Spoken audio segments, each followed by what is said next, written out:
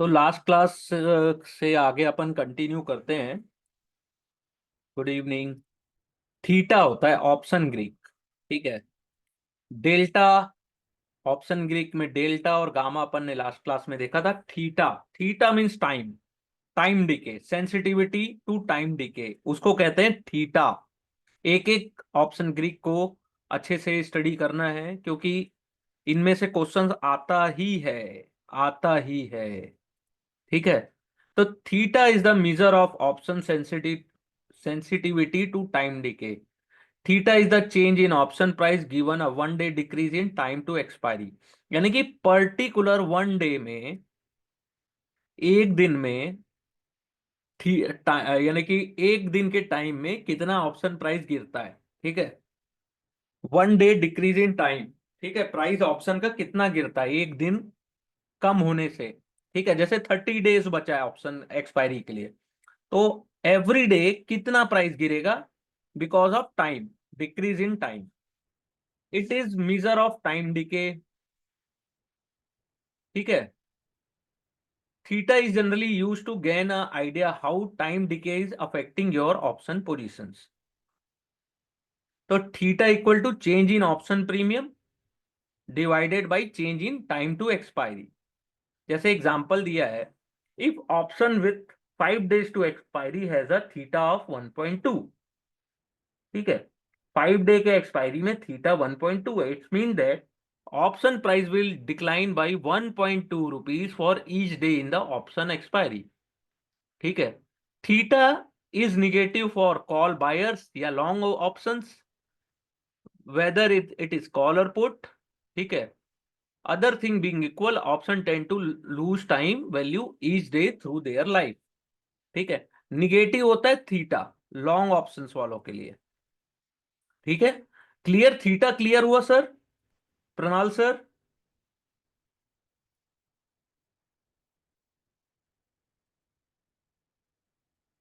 Theta बहुत important है। उसके बाद आता है vega. Vega is the measure of sensitivity of option price in change, change in market volatility. ठीक है। ओके, बताइए क्या नहीं आया? मैं 1 मिनट में हेडफोन लेके आ रहा हूँ।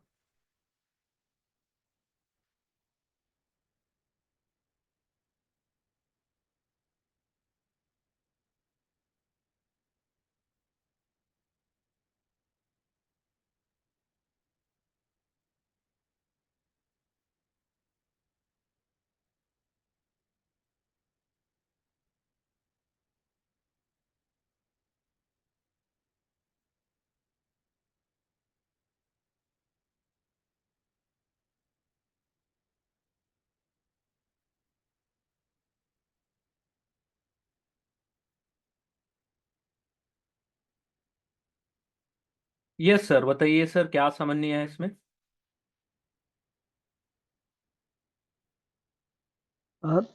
सर थीटा थीटा का वापस थोड़ा सा बताइए।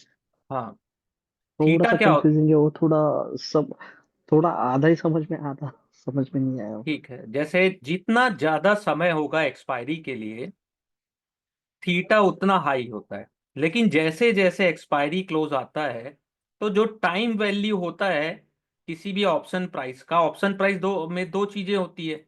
एक होता है intrinsic value plus time value.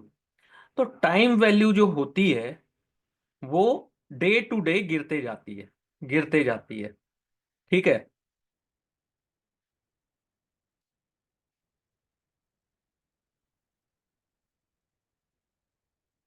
Time decay यानी कि आज अगर मैंने 100 रुपए का, 100 रुपया किसी का प्राइस है ऑप्शन का, और मैंने उसका 100 में प्राइस में ऑप्शन प्रीमियम दिया मैंने, मान लीजिए 50 रुपीज। एक्सपायरी के लिए बचा है 5 डेज, और ठीक है, और 100 रुपीज चल रहा है। ऑप्शन प्रीमियम मैंने 50 दिया, एक दिन बाद भी ऑप्शन उसका 100 है, लेकिन जो डीके होगा ना, वो टाइम डीके कहलाएगा। इसका जो ऑप्शन प्रीमियम है 50 की जगह जो भी उसका प्राइस है, जैसे जितना थीटा होगा उतना वो गिरते जाएगा। ठीक है। तो धीरे धीरे एक्सपायरी वाले दिन फिर थीटा जो होता है वो जीरो हो जाता है।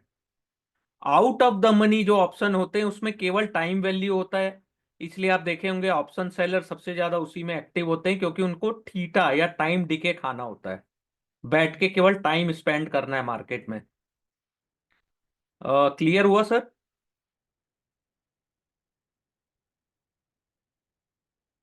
मैं लास्ट में आपको डेल्टा बता दूंगा, अभी मैं थीटा में हूं। देखिए थीटा बहुत इजी है, समय काटना। ठीक है, आज का दिन, कल का दिन, परसों का दिन, जितना दिन एक्सपायरी को बचा होगा। ठीक है, जैसे 5 डे यहाँ एग्जाम्पल में है, 5 डे एक्सपायरी को बचा है, 5 डे एक्सपायरी को बचा है। तो पर थीटा वैल्यू 1.2, तो per day 1.2 rupees option price में गिरावट होगी, क्योंकि इसका थीटा 1.2 है एग्जाम्पल के अकॉर्डिंग। ठीक है, फिर होता है वेगा यानी volatility. It is the change of option price, option premium for a given change in the underline volatility. तो वीगा का फॉर्मूला होता है change in option premium and change in volatility.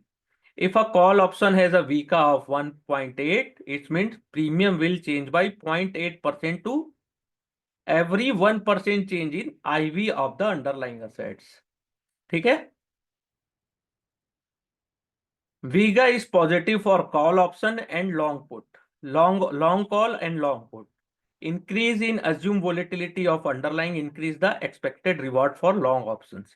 जित अगर हमने कोई ऑप्शन प्रीमियम 10 रुपए में खरीदा और वहां से आईवी हाई होने लगेगा ना, तो इसका प्रीमियम बहुत तेजी से बढ़ता है, उसको बोलते हैं वो वेगा। ठीक है, if option change in option premium for given change in the underlying volatility. जितनी वोलेटिलिटी चेंज होती है उसके अकॉर्डिंग ऑप्शन के प्रीमियम कितने चेंज होते हैं, उसे वीगा से मेजर करते हैं। ठीक है, अब डेल्टा, डेल्टा क्या होता है? सबसे इंपॉर्टेंट ग्रीक है sensitivity of option value in change in underlying price of underlying assets, उसको बोलते हैं डेल्टा।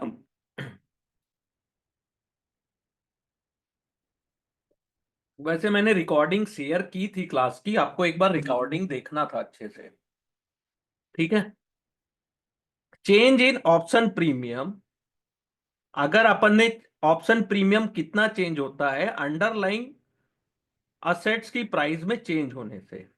ठीक है, जैसे अगर 1% ऊपर जा रहा है अंडरलाइंग असेट्स, तो अगर डेल्टा भी उसका 1 है, ठीक है, तो अगर 100 रुपीज ऊपर जा रहा है अंडरलाइंग असेट्स, ठीक है, तो मान लीजिए उसका डेल्टा है 1%, तो वो भी 100 रुपीज ऊपर जाएगा।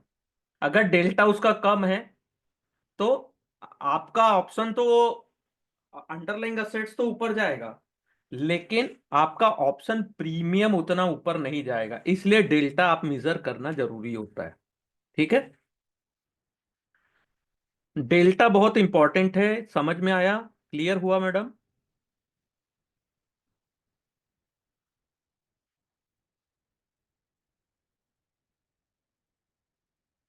इसको एक बार थ्योरेटिकली प्लीज देख लीजिएगा, बहुत इंपॉर्टेंट है डेल्टा। वैसे अगर बोला जाए तो जो भी ऑप्शन ग्रीक है, डेल्टा, गामा, थीटा, वेगा, ये बहुत इंपॉर्टेंट है। ठीक है, rho is the change in option price given a 1% point change in the risk free interest rate.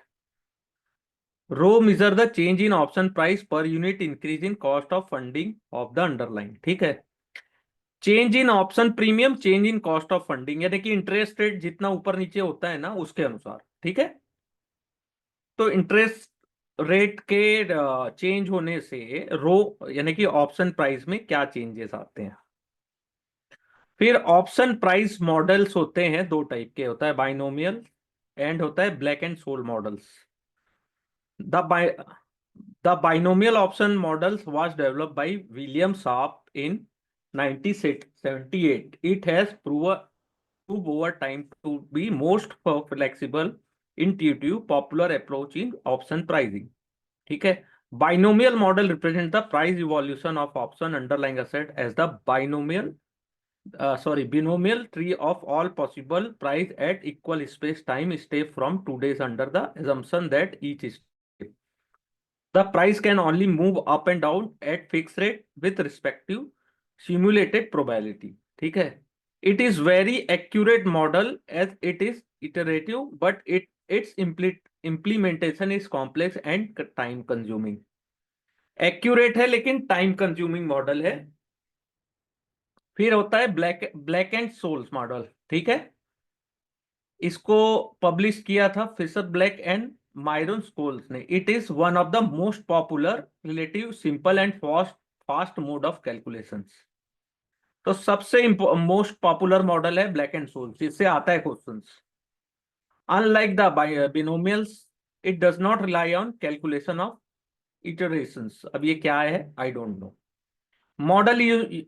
This model is used to calculate theoretical call price using 5 keys. ठीक है. Black and souls model में 5 keys से option premium निकाला जाता है या option price. पहला होता है stock price, strike price, volatility, time to expiry and short term interest rate, जो अपन ने ऑप्शन ग्रीक्स में देखा है. तो कॉल ऑप्शन प्राइस निकालने का फॉर्मूला ये है, पुट ऑप्शन का ये. ठीक है. इसको याद कर सकते हैं, पूछता है, लेकिन इसको ज्यादा डिटेल में देखने का कोई यानी जरूरत उतनी नहीं है एग्जाम पॉइंट ऑफ व्यू से. ठीक है. इवन ट्रेडिंग में भी, क्योंकि आजकल सब ऑटोमेटिक कैलकुलेटेड सिस्टम बेस्ड ही आता है. तो जैसे यहाँ पे एस दिया है, एस यानी स्टॉक प्राइस, एक्स यानी स्ट्राइक प्राइस, एक्स जो है time time remaining till expiry, R current continuous compound interest rate, V annual volatility of stock, natural logarithm and standard normal cumulative distribution functions and is the exponential functions. तो ये इसका formula है. इसमें से एक question पूछता है कि one of the most famous कौन सा मॉडल जो ऑप्शन कैलकुलेशन के लिए यूज होता है. तो ये है ब्लैक एंड स्कोल मॉडल और दूसरा है बिनोमियल्स. ठीक है. ये दो मॉडल सबसे ज्यादा यूज होते हैं. ठीक है. क्लियर यहां तक.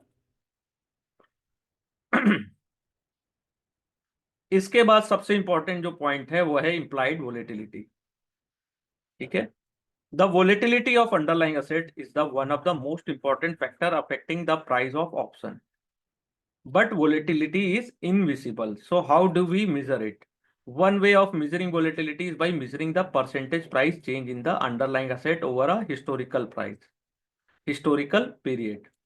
For instance, we can take the weekly percentage change in Nifty over the past 1 year, computed the standard deviation of this weekly price change. This will tell how volatile Nifty was over the past years. ठीक है. This measure of volatility is known as historical volatility. Historicals means कि past 1 years में कितना changes हुआ weekly percentage compare to last जो expiry हुई उसमें. तो जिसमें ज्यादा वोलेटिलिटी होगा उसको निफ्टी का ओवर द पास्ट ईयर यानी कि पास्ट परफॉर्मेंस से हिस्टोरिकल पीरियड से अपन चेक करते हैं कि कितनी वोलेटिलिटी है, तो उसको हिस्टोरिकल बोला जाता है. But option trader do not use just the historical volatility of stock to compute the price of option on that stock. Market participants are more interested in finding out how volatile the stock is expected to be over the remaining life of the options. ठीक है. कितना stock volatile है. For example, pharmaceutical stock has been range bound over the past year 1 year. एक pharmaceutical का stock है वो range bound था, sideways था, एंड इट्स हिस्टोरिकल वोलेटिलिटी कितनी थी 15%. ठीक है. Suppose company is fighting important court case and the verdict is expected to announce in next week. ठीक है. कोर्ट केस लड़ रही है कंपनी, उसका वर्डिक्ट आने वाला है 1 वीक में और फेवरेबल आने वाला है कंपनी के लिए. अब favourable outcome of court case is expected to boost the sale and profit of company. With an unfavourable verdict will lead to a huge loss. ठीक है. अगर आपके फेवर में नहीं आया तो आपको बहुत लॉस होगा. In such a case expected volatility of stock over the next week probably be much higher than historical. Historical 15 था, लेकिन ऐसा अनाउंसमेंट आने वाला है तो कितना हो गया था उसका वोलेटिलिटी? 70 to 80%। ठीक है। So how do we understand what is expected volatility is for given stock और इंडेक्स? ठीक है, थ्योरेटिकल है, इसको थोड़ा पढ़ना है। Option trader calculate this expected volatility by running Black Scholes model in the reverse order. For example, when index is 17,562 and call option was with a strike price 17,500 and 9 day to expiry is trading at 95. We also know that interest rate is at 6%. We all have the data we need expected the underlying volatility.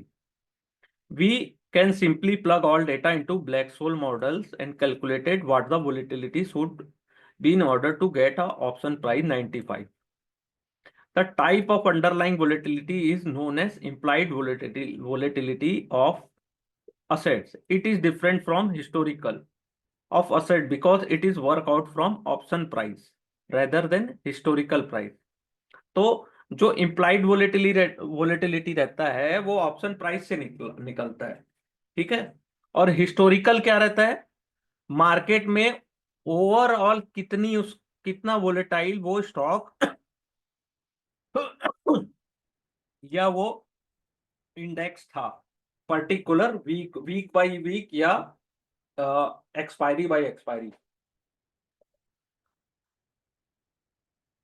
या year by year कितना उसका volatility रहा। ठीक है। So how does calculating IV, implied volatility को IV भी बोलते हैं, help you as a option trader? Simply put, option trader use implied volatility to understand whether it is right price to buy or sell or option। अगर ivy के को देखकर एक option trader ये डिसाइड करता है, आईवी को देखकर ऑप्शन ट्रेडर ये डिसाइड करता है कि उसको ऑप्शन खरीदना है कि ऑप्शन को सेल करना है। ठीक है, कि उसको लॉन्ग ऑप्शन करना है कि शॉर्ट ऑप्शंस करना है। When implied volatility is low, trader is likely to buy option। IV जब लो रहता है तो ट्रेडर क्या करते हैं? ऑप्शन बाय करते हैं। ठीक है। Suppose that IV is around 80% just a day before the court verdict is announced। Pharmaceutical company का this is much higher than historical of stock was 15%। So option trader क्या करेगा?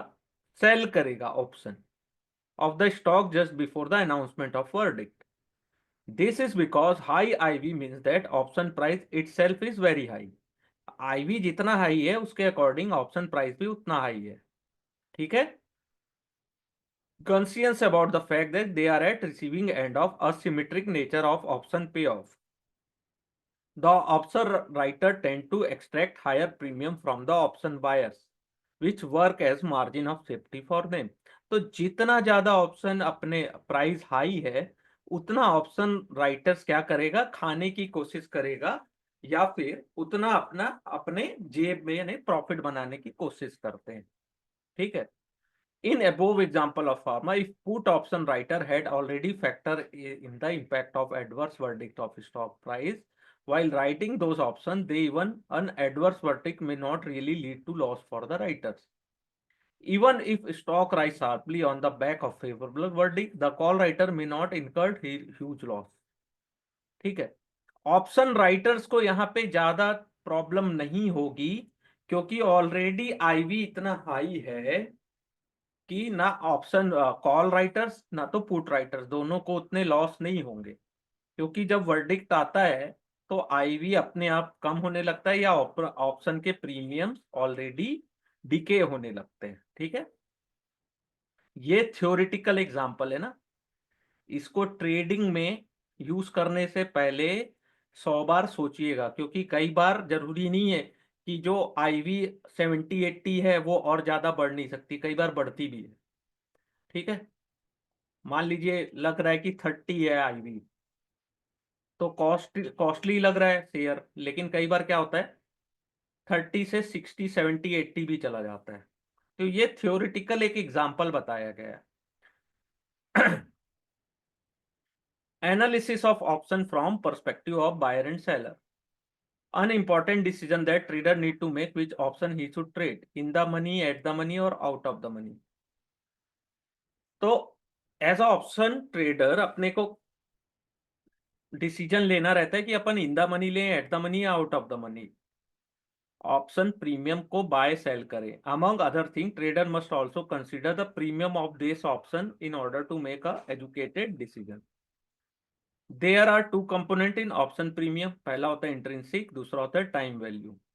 If option is deep in the money, option जितना deep होगा in the money, intrinsic value will be higher and so the option value is higher.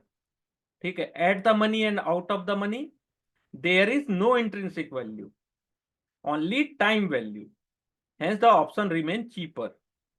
तो जितने out of the money या at the money होते हैं उसमें intrinsic value नहीं होती है, इसलिए ये सस्ते होते हैं या चीप प्राइस में मिलते हैं।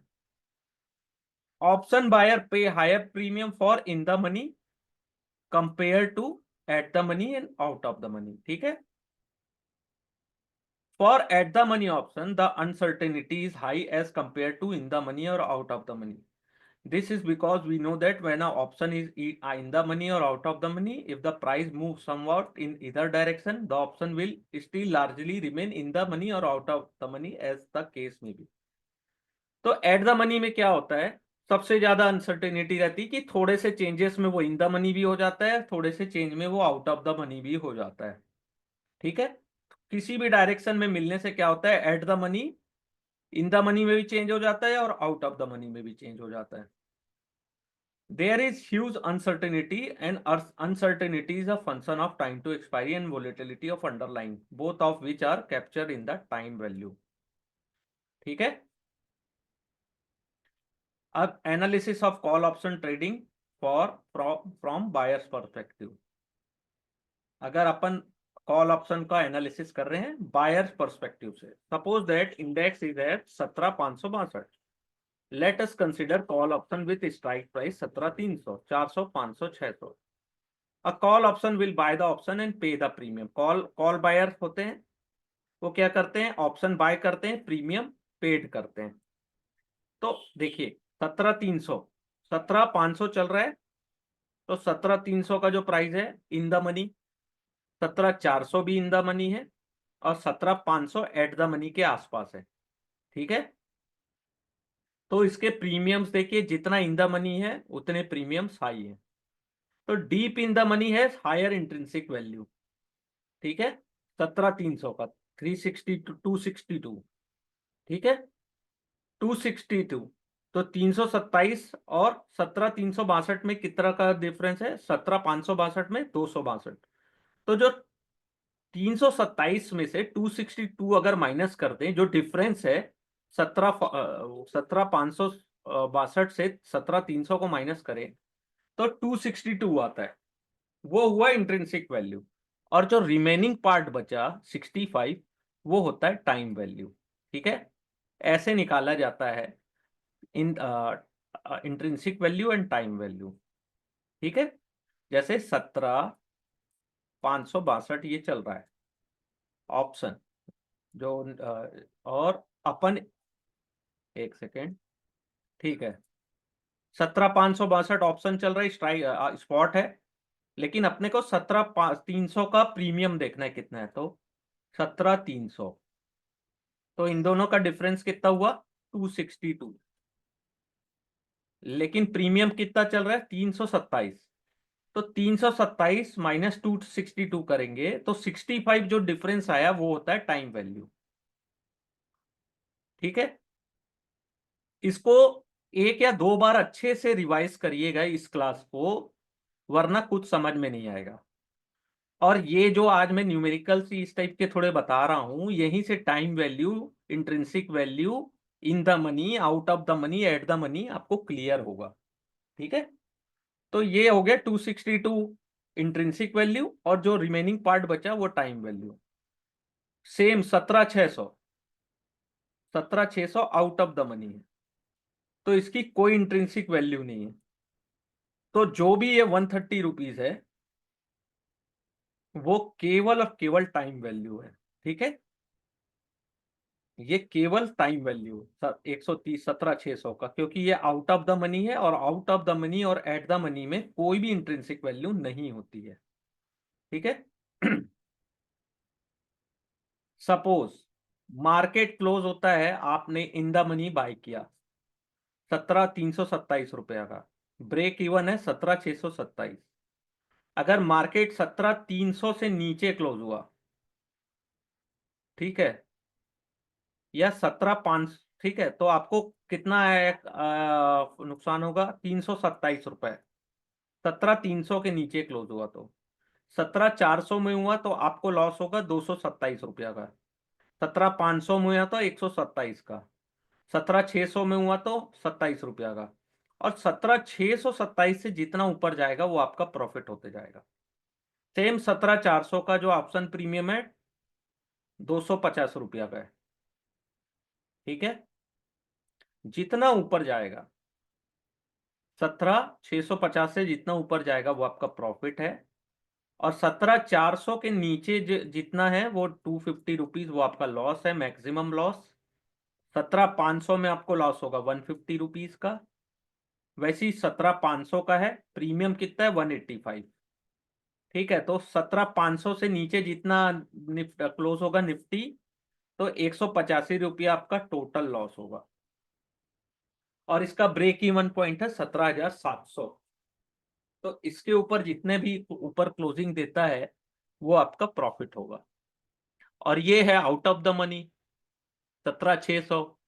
तो आपको 17,600 में भी क्लोज हुआ तो भी लॉस होगा, और उसके नीचे जितना भी जाए तो मैक्सिमम लॉस होगा आपको 130 रुपया का।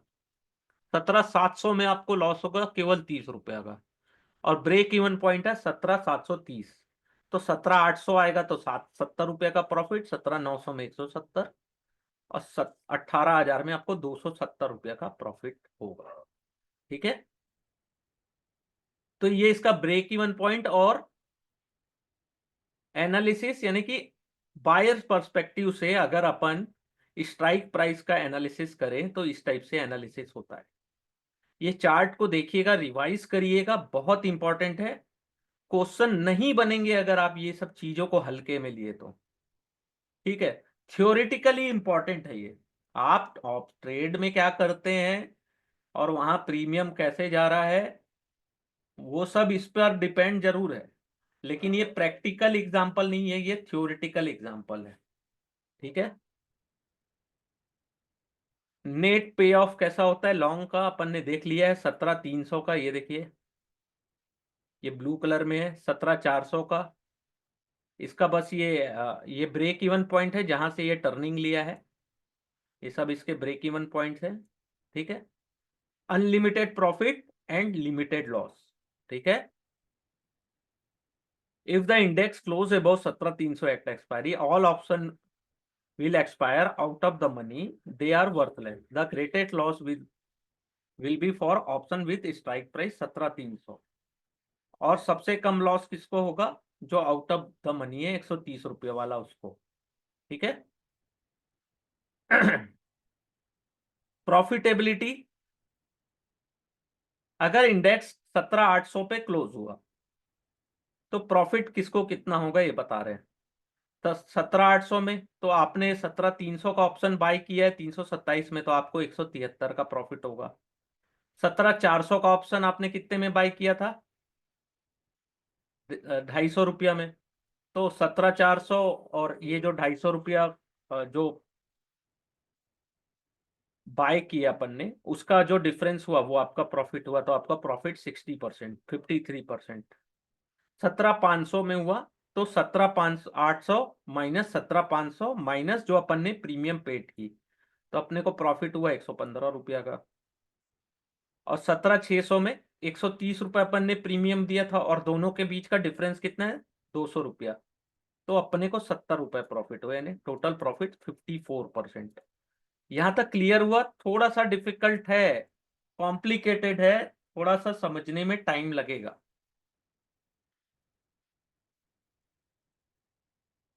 जो रिवीजन करके आए होंगे ना, उनको समझ में आ रहा होगा ये सब चीजें।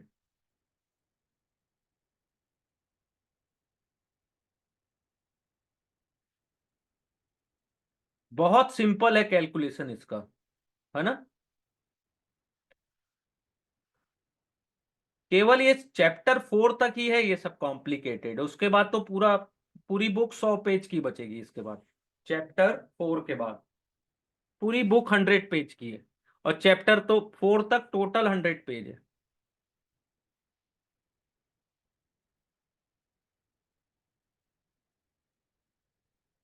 हाँ, एक बार और रिवीजन करिएगा। मैं आपको स्लो ट्रैक में ही ले जा रहा हूँ अभी, धीरे धीरे सिखाते हुए, एक एक सीढ़ी चढ़ाते हुए मैं आपको पढ़ा रहा हूँ। फास्ट पढ़ाना रहता, केवल एग्जाम पास कराना मेरा मकसद होता, तो इसको मैं बहुत धीरे सुपर फास्ट पढ़ाता,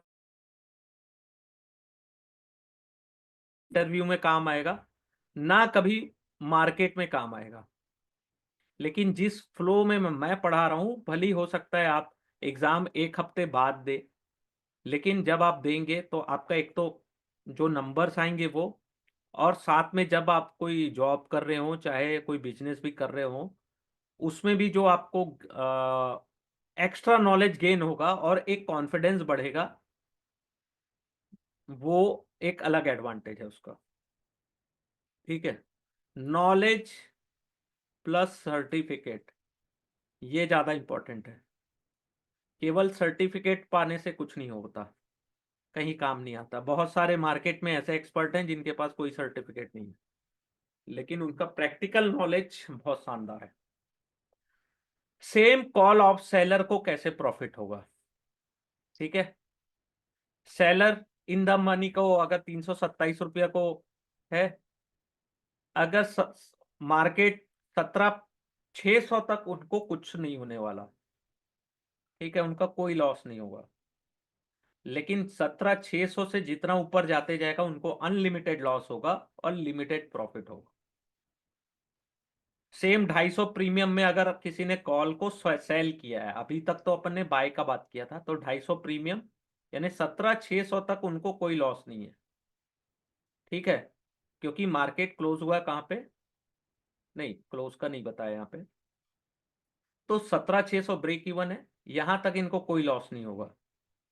यहां भी देख लीजिए 130 रुपए प्रीमियम दिए हैं, तो 17,600 तक उनको कोई लॉस, यानी कि टोटल प्रॉफिट है, सॉरी, 130 रुपए यहां तक प्रॉफिट है, ये ब्रेक इवन पॉइंट है, ठीक है।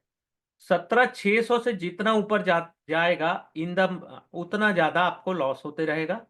और 17,600 के अंदर रहा तो जो भी आपने प्रीमियम पेड की है, वो आपका प्रॉफिट होगा, ठीक है। लेकिन जितनी इन द मनी करेंगे तो आपको प्रॉफिट कम होगा। देख रहे हैं यहाँ इन द मनी जो लिए थे 327 रुपए का, और 17,600 में एक्सपायर हो रहा है, तो कितना प्रॉफिट हो रहा है, 27 रुपया। लेकिन आउट ऑफ द मनी आपने बाय किया था, सेल किया होता, तो आपको ज्यादा प्रॉफिट होता। अब समझ में आ रहा है कि कॉल सेलर्स क्यों आउट ऑफ द मनी को ज्यादा चूज करते हैं।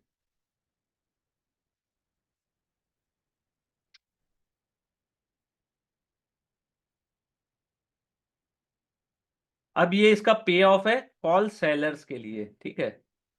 तो ये इनका ब्रेक इवन पॉइंट है, जितना इससे नीचे जाएगा तो ये इनका अनलिमिटेड लॉस है। और यहाँ पे अगर सीमित रहा 17,600 तक के अंदर में, इस एरिया में इनको एक लिमिटेड प्रॉफिट है, और इधर इधर यहाँ अनलिमिटेड लॉस, ठीक है।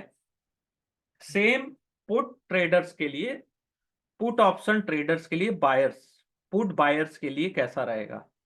मान लो 17,500 चल रहा है मार्केट, 17,562, ठीक है।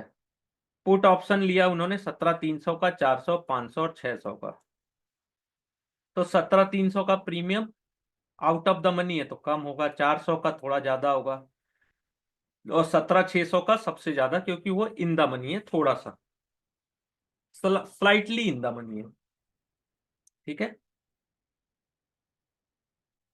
तो 17,600 के स्ट्राइक प्राइस में इंट्रिंसिक वैल्यू क्या होगी, 17,600 माइनस 562, तो इंट्रिंसिक वैल्यू है 38 रुपया, और टाइम वैल्यू है 129 रुपया।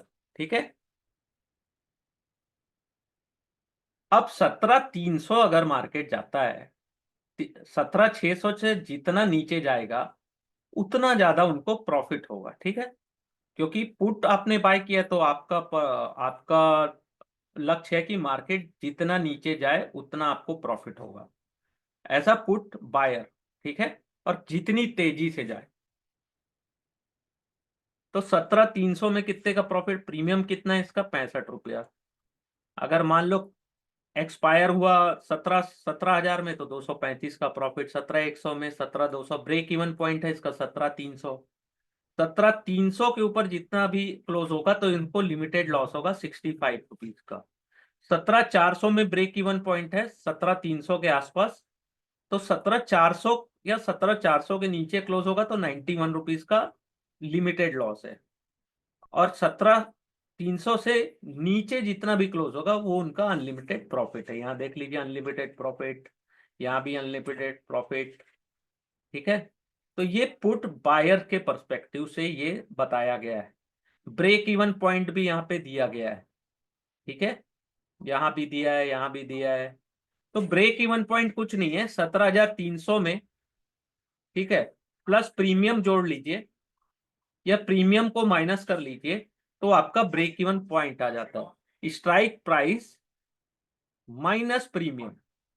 ठीक है, तो आपका ब्रेक इवन पॉइंट आ जाता है। ठीक है, याद रखिएगा कई बार ब्रेक इवन पॉइंट भी पूछेगा एग्जाम में। ठीक है, the table are shown net gain और buyer of different strike price on different expiry. Net pay off कैसा होता है, ये इस टाइप से होता है, जितना नीचे जाएगा 17,600 से उतना आपको प्रॉफिट अनलिमिटेड यहाँ पे। और ये जो आपने प्रीमियम दिया है फ्लैट, यहाँ जो सपाट दिख रहा है, ये आपको वो लॉस होगा अगर मार्केट 17,600 के ऊपर क्लोज होता है तो।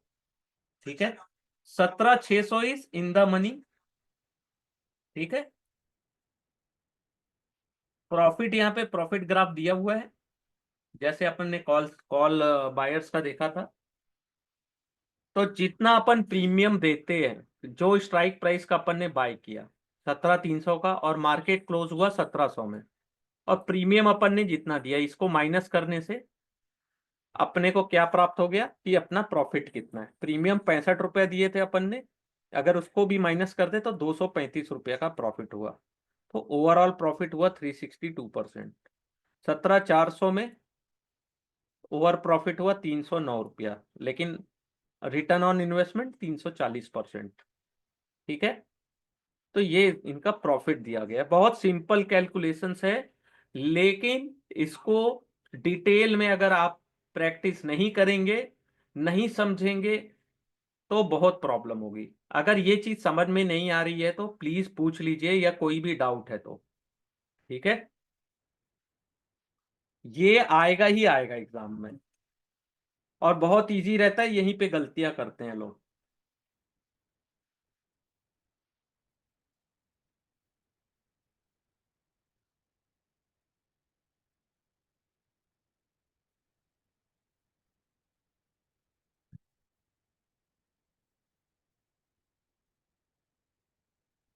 यहां तक समझ में आया? ठीक है, कोई कुछ नहीं बोल रहे हैं, यानी सबको समझ में आ गया होगा। Seller of put, seller of put यानी जिसका पॉइंट ऑफ व्यू है स्लाइटली बुलिश या बुलिश, हल्का सा मार्केट बुलिश दिख रहा है या थोड़ा सा बुलिश दिख रहा है, तो सेम पुट ऑप्शन का जस्ट अपोजिट हो जाएगा। आप जितना प्रीमियम देंगे वो आपका प्रॉफिट है, मैक्सिमम प्रॉफिट जो आप प्रीमियम रिसीव करेंगे, एंड मैक्सिमम लॉस अनलिमिटेड है। ठीक है, जितना मार्केट आपके अगेंस्ट जाता है तो। ठीक है, मैक्सिमम प्रॉफिट जो आप रिसीव करेंगे प्रीमियम, और मैक्सिमम लॉस जितना मार्केट नीचे जाता है या जितना बियरिश होता है मार्केट, वो आपका मैक्सिमम अनलिमिटेड लॉस भी हो सकता है। ठीक है, मैक्सिमम लॉस और लिमिटेड प्रॉफिट, ये इसका पे ऑफ ग्राफ है। ये आपका प्रॉफिट है यहाँ पे, ये जो फ्लैट दिख रहा है जो अपन ने प्रीमियम रिसीव की, डिफरेंट स्ट्राइक प्राइस, और अगर मार्केट वहां से नीचे गिरता है जितना भी, वह हमारा मैक्सिमम लॉस होगा। ठीक है, क्लियर यहां तक?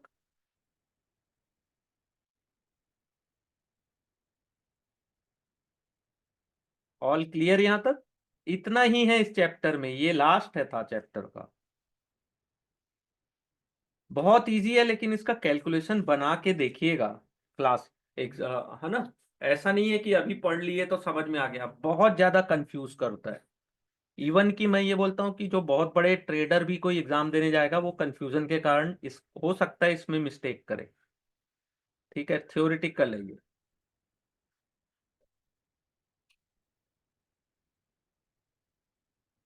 कुछ क्वेश्चंस है उसको देख लेते हैं, सैंपल क्वेश्चंस है।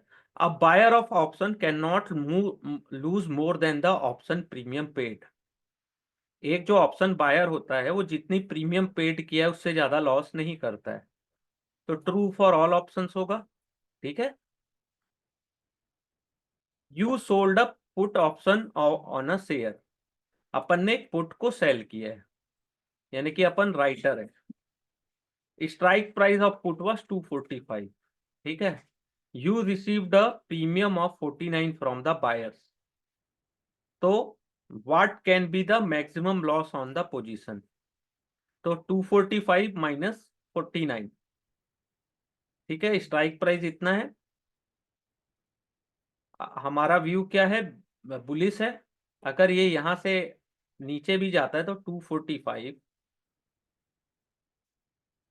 माइनस 249 तो 196, तो मैक्सिमम लॉस अपना हो सकता है 196 as a put buyer, put option seller.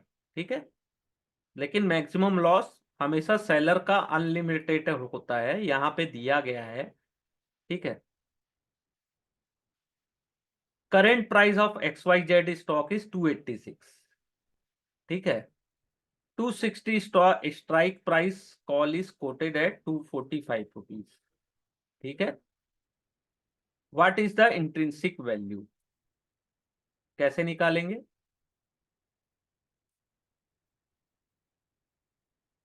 286 है, माइनस 60 रुपीज कितना हुआ? 26।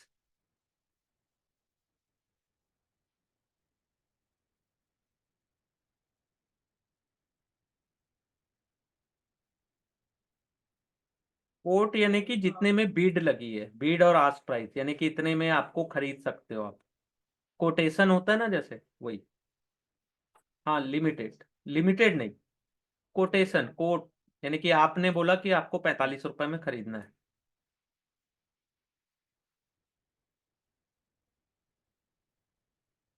वो हिंदी में क्या बोलते हैं उसको?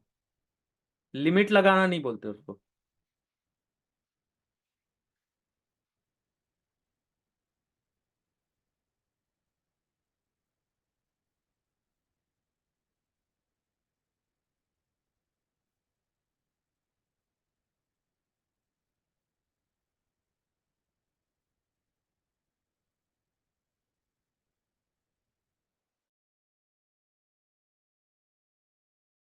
A European call option give the buyer the right but not the obligation to buy from the seller an underlying stock at prevailing market price on or before the expiry date.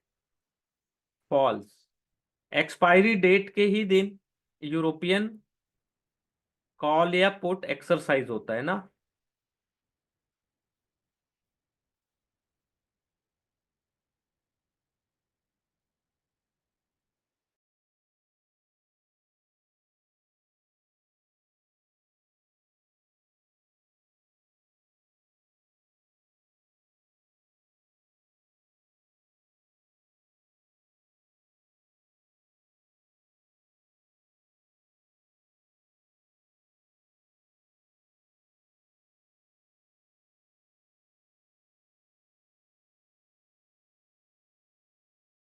Much if underlying share increase by 2 rupees, तो 0.5 है, यानी कि 50%। अगर 2 रुपए option का price बढ़ रहा है, शेयर का प्राइस, तो वो बढ़ेगा 1 रुपया।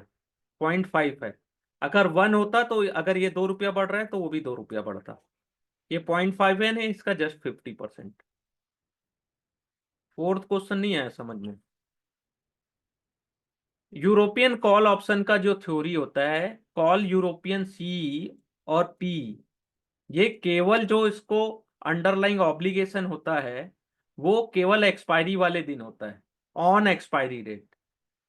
यहां लिखा है ऑन और बिफोर, ये अमेरिकन में होता है, अमेरिकन ऑप्शन में होता है। यूरोपियन में केवल एक्सपायरी वाले दिन होता है ऑन, बिफोर नहीं होता उसके। ठीक है, क्लियर सर। रिटर्न